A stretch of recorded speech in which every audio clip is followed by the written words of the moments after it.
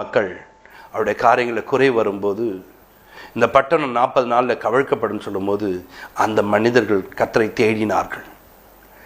கிடைச்ச உடனே அந்த சம்பவம் கேட்ட உடனே பாருங்க உபவாசம் கூறினார்கள். ஆடு மாடுகள் எல்லாவற்றையும் உபவாசம் இருந்தாங்க. இந்த சங்கதியை ராஜா கேட்ட தன் வஸ்திரத்தை கலைந்து போட்டு சாம்பலில் உட்கார்ந்து கர்த்தரை தேடுகிறான். தேடி 3வது நாட்களிலே கர்த்தனை அந்த திட்டத்தை மாற்றினான். தேடுகிற அவருடைய வாழ்க்கையில அழிவை தேவன் மாற்றுகிறார்.